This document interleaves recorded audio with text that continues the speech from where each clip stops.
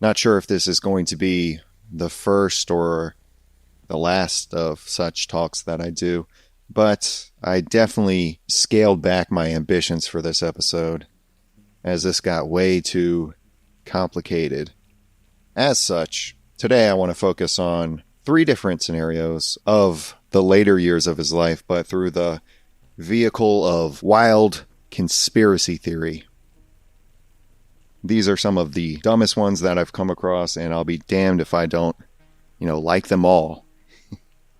And if for some reason you don't know who Howard Hughes was, perhaps you're young and dumb, or you've never seen that fine Leo DiCaprio film, The Aviator.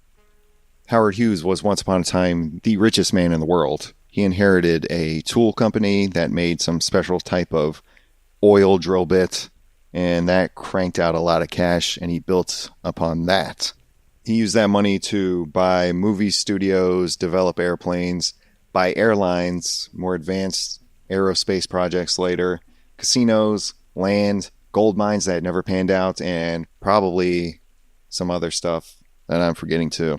Howard is one of my personal favorite historical figures. The fact that this guy did whatever he wanted and became hooked on drugs after a plane crash and stayed locked away in a hotel suite for years on end. That's hilarious. There's so much lore about this guy's life because he was so secretive and also so wrapped up with intelligence, both national and private intelligence firms. He was a massive supporter of President Nixon, and Howard wanted to buy the White House and dictate his often delusional terms for how the government should rule. He was absolutely crazy about germs and slowly spiraled into full-scale compulsive behavior and addiction, while the people who still ran his business exploited him and pilfered as much as they could. The man liked codeine. And if you want a soundtrack to this segment, I suggest playing Codeine Cups by Juicy J on repeat to really help capture the madness of the man. Of course, then you throw in something like the story of him allegedly being picked up on the side of the road in the Nevada desert. The guy who picks him up is a gas station owner named Melvin, and he drives, quote, Howard Hughes back to Las Vegas, and then when Howard supposedly dies in 1976, the so-called Mormon Will surfaces at the gas station of the man who picked him up, allegedly. Melvin owned this gas station, and the Mormon Will just shows up at his place. He delivers, as it says, the will to the Mormon Church home offices, and Melvin's name is on that will for 1/16 of Howard's entire fortune. Highly dubious. You just get this weird, convoluted story, since one of Howard Hughes's usual bagmen is the one to have delivered the will to Melvin's gas station, and the instructions were for him to deliver it to the Mormons. And to really cut the story short, Mormons were basically running Howard Hughes' empire at the end of his life, after they had become part of the organization and then pushed Bob Mayhew out, who had been running things prior. One day he was just cut out. Now, Mayhew was involved with intelligence and had his own private intelligence firm, and supposedly the Mormons used another private firm to help facilitate this, and this eventually led Howard from being transported from that hotel room in Las Vegas to the Bahamas. I think there's a whole lot of other shit involving that Bahamas hotel and the corporation that owned that at the time, but I don't think we're getting into that today. The Mormon Will, it was dismissed, but the whole execution of Howard's estate took probably a decade to figure out in total, just because of what an absolute mess everything was and what a complete lunatic he had become, and there was no real clarity about what was supposed to be done. But today, though, I wanted to talk about nutso conspiracies about the man's ultimate demise, including an alternative to his alleged kidnapping, one to Greece and then the one to the Bahamas, or conspiracies about Howard Hughes actually dying years before 1976 and it being covered up, the use of body doubles and fake stand-ins for Howard Hughes, him faking his own death and dying in Alabama in 2002, and so much more. So let's get into it right now. All right, so this first one is a conspiracy theory that's pretty stupid. It has elements that seem plausible or at least connected to reality. Like they got some information about what's going on, right? But the details are so skewed and ultimately fucked up that it doesn't make sense. And it's an article from December 1974 in a little magazine called Playgirl. Maybe you've heard of it. Now, I did read this article, and I will state that I didn't have to read the actual magazine. There was text only available online that you could just read, okay? I didn't have to look. I looked at the Naked Men anyway. I ordered a copy for myself. Listen, I had to go through it with a fine-tooth comb. I wanted to make sure I didn't miss a single word. I wanted to make sure that was the entire article. And I scanned Playgirl magazine for hours on end and went into a trance of sorts. Maybe some other things happened. I don't know. But if you just want to read the article, fine. It's online. The text is there. This is... and this is an article by Mae Brussel and Stephanie Kurana. And they talk about Howard Hughes being kidnapped and his eventual burial on a Greek island that happened in 1971. Remember, he officially died in 1976.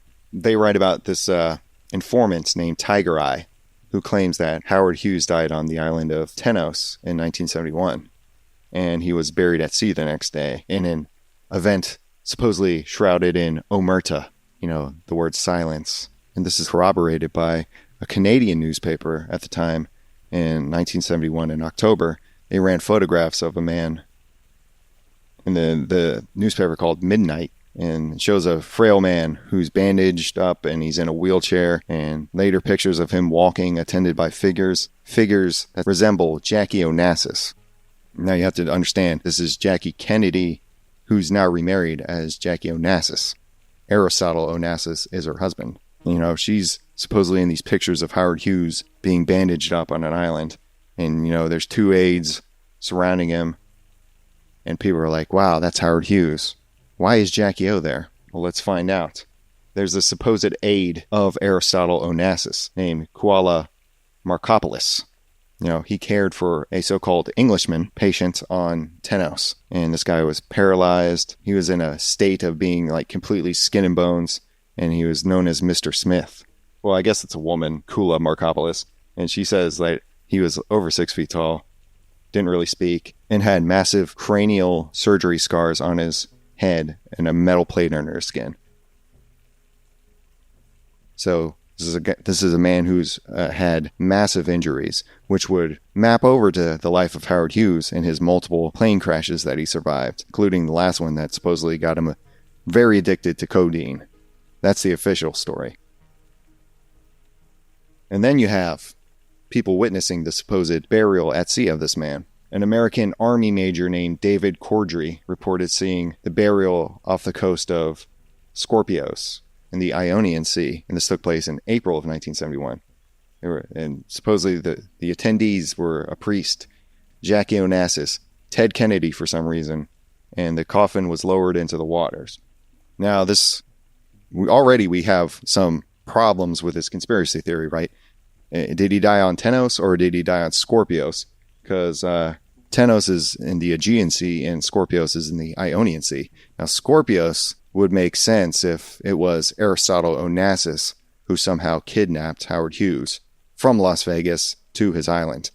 Now, the question is, why would the Kennedys be involved and why would Aristotle Onassis be involved? Unless it's vengeance by Aristotle Onassis, or Ted Kennedy for some reason wanted vengeance, but that doesn't make sense. None of this makes sense to me. Howard Hughes hated the Kennedys. He was a big Nixon man. So did they kidnap him? And that was...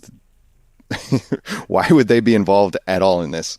Even if Ted Kennedy was like, for some reason wanted to kidnap Howard Hughes, why would he go to the island? Why would Jackie Kennedy be there? Why does any of this make sense? It doesn't. But let's keep going. So the article talks about how Howard started disappearing from public around 1957. And This is about the time that Noah Dietrich, his longtime aide and the guy who's basically running the show, resigned because Howard was increasingly incompetent. And this is like the turning point from when he's the famous aviator and industrialist. Everybody knows who he is. He's super famous, and he's like one of the wealthiest men in the world. And then he's basically a recluse who lives in a hotel room and communicates by telephone. And he has a team of Mormon aides and supposed body doubles. And also in 1957, this is when Howard married the actress Jean Peters in Nevada under complete secrecy, using fake names, and they never appeared publicly together, and apparently didn't really spend much time together at all, even though they were married for 13 years. It's like, okay. So they divorced in 1971, supposedly the same time that Howard died. Now, why would the divorce take place after 13 years of this phony sort of marriage that they really, spoke supposedly by telephone? And Peters was allegedly paid off with $2 million for the, quote, divorce. It was to put to bed rumors that Howard Hughes is actually dead. So come out with, a bunch of stories that he's getting divorced and this whole speculation on that. And it's like, how can he be dead? He's getting a divorce. He's going through the entire court system process and all that. And there's also, during this time period, sightings of Howard Hughes, even before this. And it's supposedly that he used body doubles. Notably, an actor named Brooks Randall played Howard Hughes' decoy. He would appear in public and mislead the press and anyone who's trying to serve Howard Hughes papers to be sued. The later conspiracy that I'm going to get into, the boxes conspiracy that Howard Hughes actually died in 2002. I think Brooks Randall is one of either that actor or some other body double is the guy who actually dies, not Howard Hughes. That's all a decoy in order to keep Howard Hughes from, so that Howard Hughes could leave public life and basically do whatever he wanted without anyone being suspicious. He'd still have his money. He could still sort of control the companies, but everyone would think he was dead. So it's a faking of his own death situation, at least in that later conspiracy. In this one, he actually dies. According to this article, Bob Mayhew described the, quote, military maneuvers of transporting a false Howard Hughes separately from the real man. And they would do this between Boston and Las Vegas. And there were at least 2 different lookalikes that came about in the 1968 to 69 period of time. And after 1970, the sightings get even weirder, including the one where Howard Hughes is this emaciated skeleton figure. He's got 6-inch nails and he's got the Kleenex boxes on his feet and all that. And then there's another guy who's completely articulate. He's healthy. He's tidy. He's got a nice trimmed beard and he looks normal. So you get reports from like a yacht captain, for instance, saying that when he was transporting the Howard Hughes, that guy, either the body double or the real Hughes, was constantly wiping himself down with tissues and shredding the used boxes and tossing them into the ocean. A complete display of his paranoia about germs. So maybe that was the real one. Then the article gets into the cryogenics of Howard Hughes, that he was wanting to freeze his body for the future and be revived. And this was amplified in excerpts from the Ladies' Home Journal, saying that he left instructions after his death to use a computerized voice of his, as an interface to keep the companies going. So you'd have to believe that that technology actually existed in 1972, isn't? And also, isn't that the plot from Diamonds Are Forever, that Bond movie, the fake Howard Hughes character on that? Didn't he do that? And they also had a computerized signature, and not only Howard speaking from a box, but they had an automatic signature pen. So the Mae Brussel article, it just keeps going, like talking about the secret burials, the body doubles, the political payoffs to Nixon, and the technological use of a fake Howard Hughes to keep things going. So he's both being played, and he's also somehow a puppet master at the same time. Well, did the real Howard Hughes die in Greece? Was he buried at sea? Did Aristotle Onassis run protection for some government agency or private company orchestrate all this, orchestrate his disappearance from Las Vegas? My answer to this is this article is fucking stupid. First of all, that the kidnapping did happen. It was Intertel, the private firm, kidnapping him from Las Vegas to the Bahamas, not the fucking Greece. So this lady's just... Mae Brussel is an old school conspiracy theorist. She's been dead for like almost 40 years at this point. Yeah, it doesn't make any sense. Onassis kidnapped Howard Hughes and took him to Greece. Under whose order? The Mormon aides? They wouldn't allow that. And the Kennedy thing makes no sense. Hated the Kennedys. Why they would be involved, it's not clear. What makes more sense is that he was kidnapped. Bob Mayhew was pushed out of power, and that he was in ill health and went to the Bahamas during the same time period and lived at the hotel there, because there's a lot there's more evidence of all this happening, and there's absolutely zero evidence of this stupid conspiracy. But don't just look at Playgirl magazine and not report back on what you see. Okay, so the second conspiracy theory about Howard Hughes and body doubles and early deaths, or deaths alternative to the main accepted fact of his death in 1976, comes from the book Boxes: The Secret Life of Howard Hughes. Now this one is really out there. It's kind of insane, but I'm going to present it anyway. So the book, it starts off, there's this woman named Eva, and she's talking to, I guess, one of the authors of the book, and she reveals that after her husband, a guy named Verner Nicely, after he dies, she reveals that he was actually Howard Hughes himself. And this claim sets off this unraveling of decades of supposed evidence, most of it circumstantial, I might add, testimony from her and some other people that found this Verner Nicely guy strange. And Ava supposedly has credibility because she has a long government service record. She's a older woman. She doesn't tell tales and fight for attention and things like that. And she talks about her husband Nick's odd behavior, his refusal to leave any sort of trace of himself, and this complete absence of any real hard documentation proving Nick's past. Like, who is this guy? Now, the real Nick Nickley, the real Verner Nicely, did actually exist, but is this guy pretending to be him who assumed his identity? Is it Howard Hughes, or is it some other guy pretending to be Howard Hughes, pretending to be Verner Nicely? Let's set the stage. Howard Hughes, according to this book, has an exit strategy, and this is starting off in 1966, and this is the 66 to like 1972 period.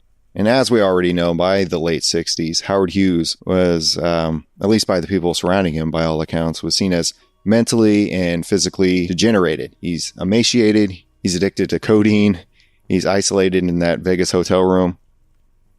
But at the same time, he's a guy who's still buying airlines, still buying more casinos, heading up his companies to some extent, at least being involved in the day-to-day operations to give orders, whether people follow them or not.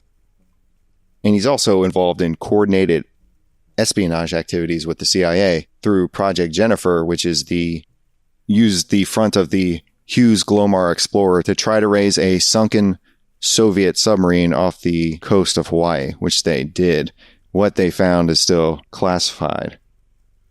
But you're getting these contradictory sightings of Howard Hughes. Like, one is this derelict recluse type of guy, and another is a well-spoken and physically robust and attentive businessman. So, starting in 1966, the story goes that Howard Hughes traveled to Boston. Now, this is documented, but according to this, he allegedly underwent surgery in order to change his eye color from a dark brown to a blue. And this would be the beginning of him trying to obfuscate his identity. And Verner Nicely, the guy alleging to be Howard Hughes in this book, has bright blue eyes, and that's something that his wife and other people who met him always talk about. They remember vividly him having those bright blue eyes. So who was Verner Nicely? He was born in 1921. He was a World War II era military mechanic. He had hazel eyes and was around 5'9" or so, maybe 5'8".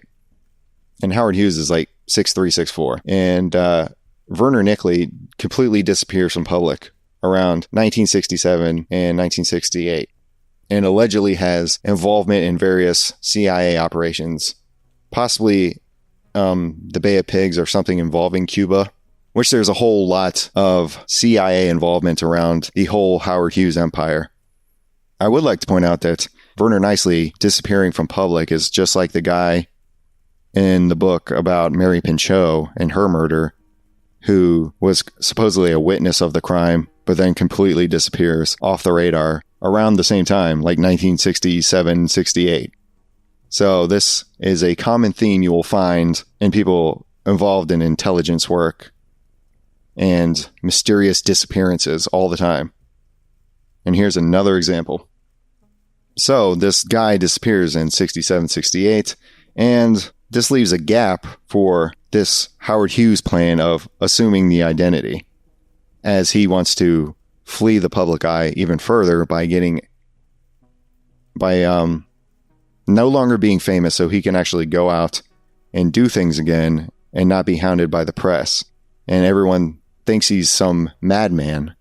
But then he can go and just handle his business without a bunch of attention. That's the theory behind this book.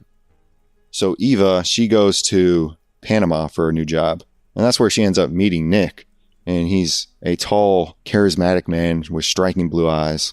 But he has no consistent backstory about who he is. And he doesn't want to be photographed. He avoids providing any samples of handwriting or identification.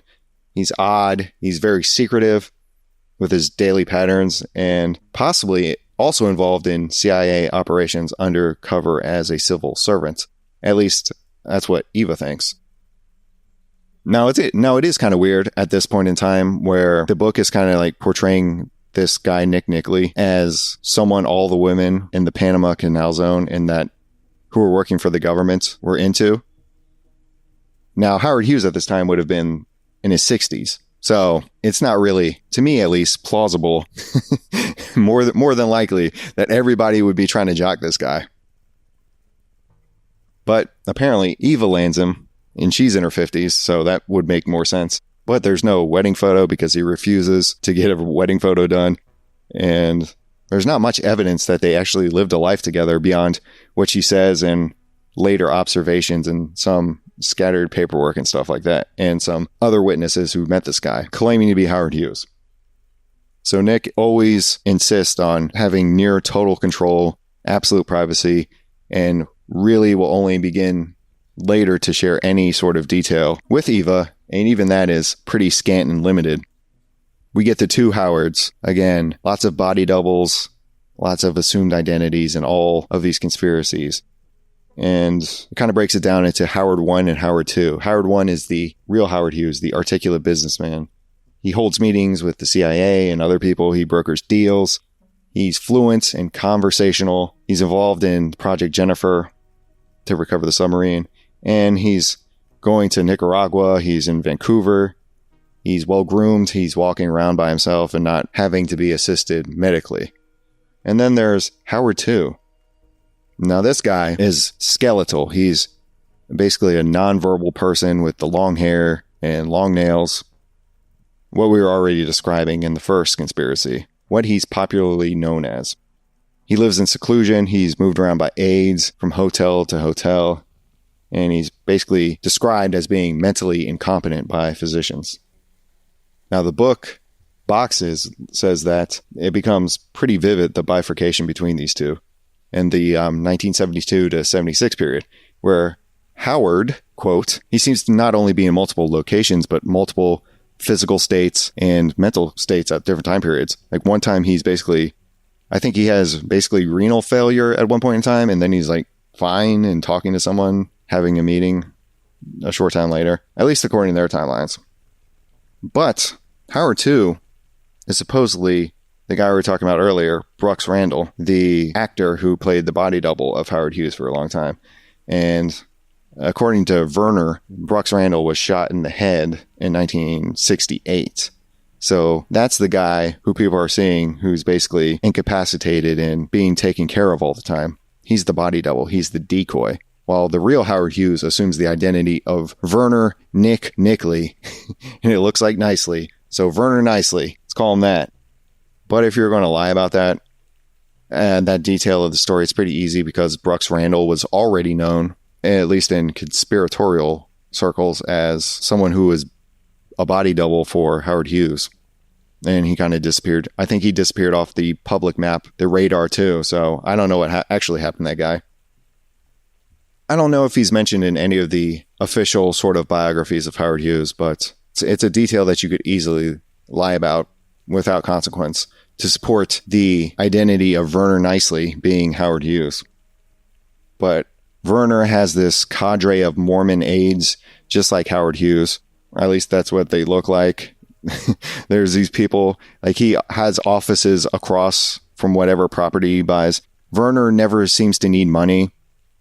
Like Eva one time finds uncashed Air Force checks that if Verner was a regular person, obviously you would need money somehow to live from your job. So you would cash your check, deposit something, right? And he's always buying tools and he can move and buy property, but he wants to stay off the radar. And all these people show up all the time to help him out and to kind of keep Eva in line too. They don't really communicate with her. But for example, one time her car breaks down, immediately someone shows up and changes their tire, doesn't really say anything to her, drives off. And it's one of these aides that always surrounds Verner. So they serve as gatekeepers between the, quote, real Howard Hughes and the body double of Howard Hughes. And they could be basically complicit in maintaining the illusion for corporate control and a legal buffer between everyone.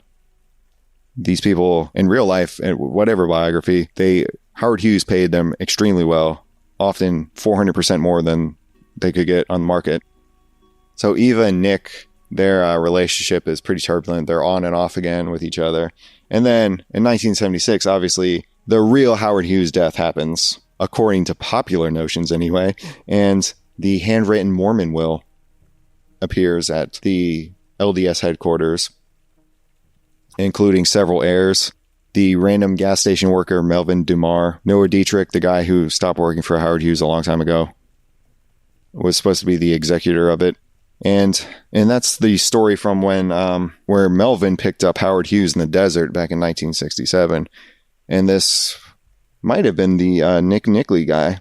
After this will surfaces, a lot of the activity around Verner starts to go away. A lot of the aides, they don't show up anymore, and Nick becomes even more bizarre with his behavior. He doesn't want to leave the house for a while, doesn't want to go to town anymore. He hides in the woods naked. He wears gloves and oversized boots constantly. You know, he's naked. His body has burn scars in the scalp and hands, which would match injuries that Howard had from his plane crashes, especially the last one that he had, which was really bad. And he starts to open up to Eva more. Nick talks about his youth growing up in Texas when the real Verner Nicely was from Ohio, had no connection to Texas whatsoever. And he talks about meeting FDR. Talks about Howard Hughes's milestone of flying around the world in 1938. So he's basically painting himself and all but saying that he is Howard Hughes. And Eva asks what happened to his money, and he says that he was, quote, screwed out of my estate by my relatives. But he's still not like poor or anything, because they're still paying him and he can still buy whatever he wants. So later, this Nick Nickley guy is just buying a bunch of weird machinery and tools to take them apart and see how they worked. And Verner Nick Nickley dies in 2001 in Alabama. If I said 2002, I was wrong. It's 2001. I just checked my notes. But before he dies, he shows an old photo of Howard Hughes. And basically, Eva's like, Nick, that's you. He's like, yeah, he doesn't come out and say it, but he all but confirms that he is actually Howard Hughes. And he occasionally starts referencing the people who guide and control him, the former Howard Hughes aides or CIA contacts, whoever the they may be in this case. And he also has an identification card that says Verner Nick Nickley, which has a photo that does not look like the real Verner that he assumed the identity of. And the real Verner Nickley's son basically looked at the ID. The author showed him the picture and was like, yeah, that's not my dad. So someone assumed his identity. Whether that's Howard Hughes or not, who knows? Again, once in 1976, the quote real Howard Hughes dies, the support network that surrounds Verner starts to disappear, starts to fade away. And especially after Verner dies, that all starts to go away. All Eva really has is these fragments of memories together and sort of coded pieces of, quote, evidence that he might be Howard Hughes, but nothing really too substantial. I mean, later in the book, that there's a woman named Dee Dee who befriends Eva and Nick, and Nick apparently got close to her at some point and started opening up to her. And he's the one who tells her that Brooks Randall was actually shot in the head and survived. And Randall became a vegetable, and he was the, quote, Howard Hughes that the world saw. And while the real Howard Hughes lived in anonymity. And they're basically saying that the long hair that this fake Howard Hughes had, the guy who's everyone's seeing, would hide the gunshot in the back of his head. The mental incompetency would be explained by him getting shot in the head. So R.I.P. to my cuz Brooks Randall, wherever he may be. Do they actually have any evidence in this book, though? I'm saying it's very suspect and very circumstantial. Like after 1976, the Hughes family, the like distant relatives and the business empire fought really hard to suppress any dissenting narratives about what happened, and even supposedly offered people money for silence about it. There is the discrepancies in the narratives about his physical condition during the 60s and 70s, conflicting accounts where he's really good shape and then he's like in poor health, barely competent. And this is overlapping periods of time, according to this book. Nick is supposed to be Howard Hughes based on some of his more odd medical ailments, I guess. He was abusing quercetin, which is, I guess, maybe a codeine derivative or something. Some kind of cough medicine that has codeine in it, I think.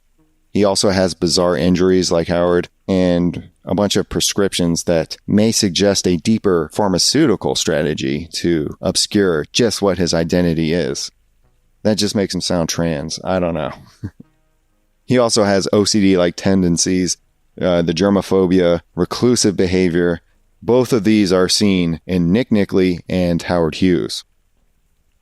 But that also raises a bunch of questions like, who was orchestrating the management of the body double? Did the CIA know about this? Were they manipulated? They couldn't have been. They were in on it. Or maybe they eventually found out if this is true at all. And it was just like, all right, we got to keep this under wraps. Did anybody who knew Howard Hughes before that, did they suspect that he changed his identity to Nick Nickley? What happened with that? I don't know that Eva needed the money, but was she entitled to any of that Howard Hughes estate because she was married to the real Howard Hughes? I don't know. It's a real, let's call it extraordinary theory. There's some kind of evidence presented to cast doubt about the official narrative, maybe. I think it's kind of absurd. But that also does overlap. And considering the book boxes came out in like, I don't know, 2012 or something, it kind of overlaps with other conspiracies about Hughes. Like the final one we're going to get into here from the book Age of Secrets, which is about, it's not exclusively about Howard Hughes, but about how he did not die as officially reported in 1976. Instead, he died earlier, possibly back in 1970, and was replaced with a body double. And this book says it was with the complicity of the CIA, the Nixon White House, and his own corporate network, the Summa Corporation, and his true death and the cover-up of it were part of a wider political conspiracy that was deeply entangled with Watergate and other clandestine operations. I don't think I'm going to get into that entire book because it's a lot and I don't have all the notes about it. But let's just talk about the Howard aspects. So they present that from the 40s onward, Howard is descending into obsessive compulsive and paranoid behavior. He's becoming that recluse, and he suffered severe injuries in the plane crash and his codeine addiction, and his mental state is declining. So, according to this book, he's seeing psychics. He's becoming more obsessive about the germs. The germophobia is just rearing its ugly head, and he's beginning to show interest in cryogenics, cryogenesis, freezing his body after death in hopes that he will be revived in the future. Hell yeah, dude. So according to the book, it's saying that Howard ordered a cryonic chamber from Germany, and this is according to John Meyer. This book is basically about John Meyer, who worked for Howard Hughes for a time and was an operative during this time period. And he says that Howard ordered a cryonic chamber from Germany, and he was the one who got it to him, and said that Howard intended to store his body after death until science could bring him back. And he's also saying that in Howard Hughes' will, assets were left to the Howard Hughes Medical Institute, giving him at least theoretical access to those assets in the future if he becomes resurrected. This one's pretty funny. So Meyer discovers that the CIA is supplying Howard Hughes with powerful drugs, and this raises questions about whether his bizarre behavior was a result of him and his OCD tendencies, or if it was being induced by the intelligence services. So Hughes' judgment is completely deteriorating, and Meyer is becoming concerned that the CIA was basically running his empire without Howard Hughes being aware of it. So we get to 1970, and in November of 1970, Howard signs over control of his empire to 3 individuals, supposedly: Bill Gay, Chester Davis, and Raymond Holliday. So Howard leaves Nevada suddenly, and he's located to Paradise Island in the Bahamas, supposedly under the protection of the billionaire Daniel K. Ludwig. Now, Ludwig is a shipping magnate. Not much is known about him. He was pretty private, but the only biography about him is like $400 for the book. And the company that owned that hotel is also pretty sus.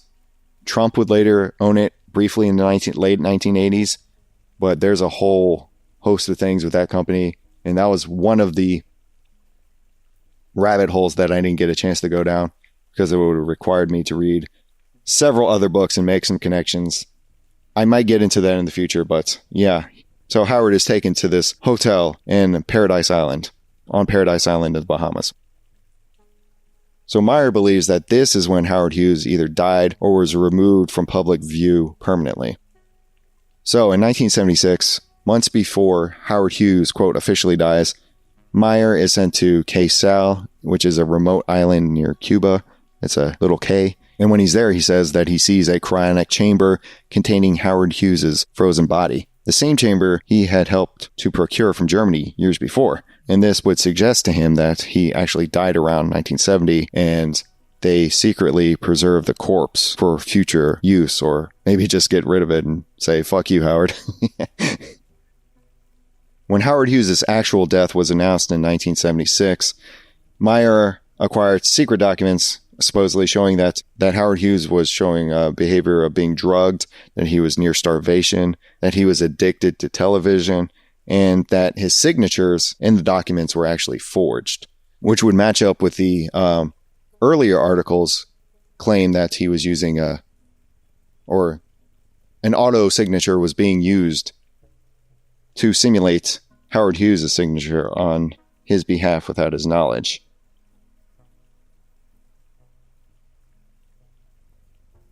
And this, to Meyer, possibly confirms that the man purported to be Howard Hughes in the 1970s may not have been him at all. So whoever they were talking to wasn't Howard Hughes. And then there is some detail about Project Jennifer and the Glomar Explorer.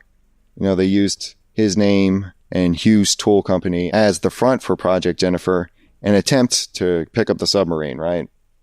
And it says that Howard Hughes initially agreed to this, but then withdrew. And there's a document showing this CIA and Howard Hughes agreement, and it was stolen during a mysterious break-in at Howard Hughes' headquarters in 1974, just before it was supposed to be subpoenaed. So one of the CIA connections that this book brings about is Hughes's European financial agent, a guy named Dr. Bueller, and he's exposed as being a CIA bagman involved in supposedly involved in drug trafficking, arms deals, and money laundering. And Bueller supplied the cryogenic equipment and helped to obscure Howard Hughes's real activities and perhaps his fate as well. And there are even IRS agents who were barred from interviewing Bueller by the CIA. And that really helps to underline the depth of the potential cover-up that's going on here. And there's also the connection to Nixon. So Hughes already paid his brother $250,000 back when Nixon was vice president. And then in 1969, Hughes, through a man named Ken Wright and Meyer himself, delivers $1 million in cash to a man named B.B. Rebozo, who's one of Nixon's confidants.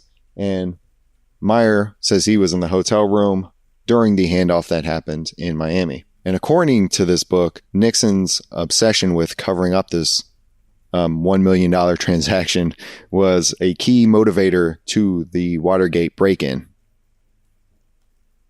Nixon feared that the Democratic chairman, Larry O'Brien, who had actually worked for Howard Hughes, might have knowledge of the bribe.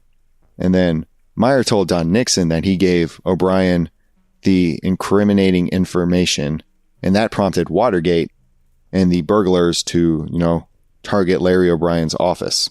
When the burglars were caught, the scandal, starts to unravel, and the Howard Hughes connection is buried, according to Meyer. I don't know if that's true. That sounds cool, though. There was some article about that I think I read, but it was never finished. That might have been the Playboy article. It's either Playgirl or Playboy is where I get all my information from. So the Playboy article, I think it was supposed to be a 2-parter, but the second part never came out. Or maybe it all did come out in this book, the actual information. So then the book goes into Meyer's story, and he's framed and persecuted and extradited from Canada based on some dubious charges. They don't want him to testify about what he knows in front of the Watergate Commission. And the judges presiding over his case, or his multiple cases, have connections to Howard Hughes and are even listed as being, quote, controlled in memos from the Summa Corporation. And it's further covered up, according to Meyer, because he's refused the ability to testify even though he witnessed the bribery occur right in front of him. So he's not allowed to testify in front of the Watergate Commission, whichever. And then there's more detail about the final wills of Howard Hughes and how the money was supposed to go to the medical institute so that Howard could be preserved and then reborn, revivified from his cryonic state, which would be fucking hilarious. I wish that would have happened. Even though it would be an affront towards God, that'd be utterly hilarious if Howard Hughes came back. But the real claim here is, at least the Howard Hughes portion of the book, is that multiple sources are suggesting that Hughes may have died as early as 1970, way before 1976 at least. The person who was seen in the last years, who was decrepit, addicted, and hidden and scurried about between hotel rooms, may have actually been a body double, perhaps the result of some CIA manipulation. Perhaps that person was Brooks Randall. I don't think this book gets into it, but the other ones obviously say. And Meyer, if his story about the frozen body on K-Sal is true, that would confirm that Howard Hughes was actually frozen before his supposed death in 1976, and that the U.S. government, the CIA, the Nixon administration, the Summa Corporation, and probably some other actors all had motives to obscure this truth about what happened to Howard Hughes. And that's the last one, and that is my entire presentation on these 3 conspiracies about Howard Hughes and his death, body doubles, and just what the hell is going on in America. Or at least was back in the 70s.